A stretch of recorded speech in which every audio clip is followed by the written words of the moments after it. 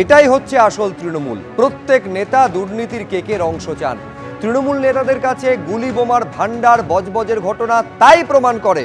নির্বাচনের সময় বিরোধীদের ওপরে গুলি চালায়, বছরের বাকি সময় নিজেদের বাঁচাতে অন্য গোষ্ঠীর ওপরে হামলা চালায়।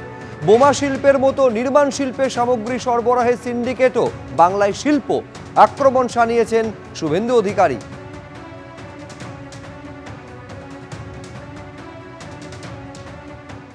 দক্ষিণ চব্বিশ পরগনার বজবজে পরপর বোমা গুলি চালানোর ভিডিও ভাইরাল হলো। ফের সামনে এলো সিন্ডিকেট রাজ।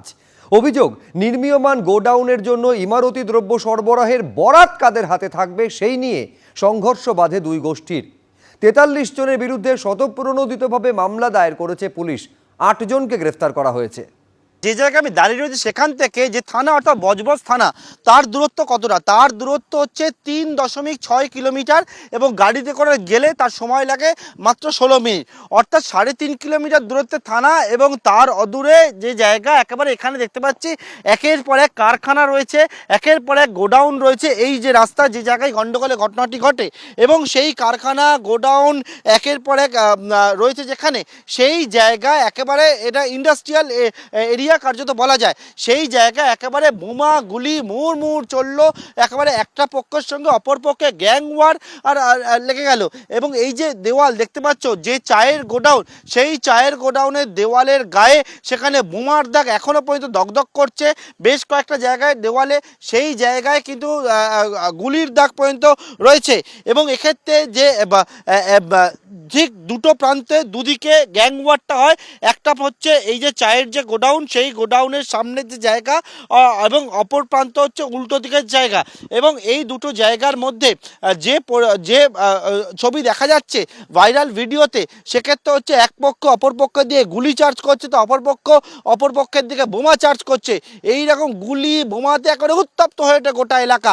এবং এখানে গোটা জায়গা আমরা দেখতে পাচ্ছি ফাঁকা শুনশান। পুলিশ বর্তমানে এখানে ঘিরে রেখেছে এই অংশে, যেহেতু এখানে বোমাগুলি একের পর এক দাগ রয়েছে। একবারে প্রকাশ্য রাস্তায় যে ভাইরাল ভিডিওতে যে ছবি দেখা যাচ্ছে সেটা হচ্ছে এই যে সামনের যে গলিটি দেখতে পাচ্ছ রাস্তাটা, সেইখান থেকে কিন্তু হাতে পিস্তল নিয়ে গুলি চালাবার মতো ঘটনা ঘটছে। এবং এই যে এখান থেকে অনেকে দৌড়াদৌড়ি করছে সেই ছবি দেখা যাচ্ছে। অর্থাৎ একবার বজবজের মতো জায়গা, যে জায়গায় এই ঘটনাটি ঘটলো, তাতে কিন্তু আবারও আইন শৃঙ্খলা নিয়ে একটা প্রশ্ন উঠলো।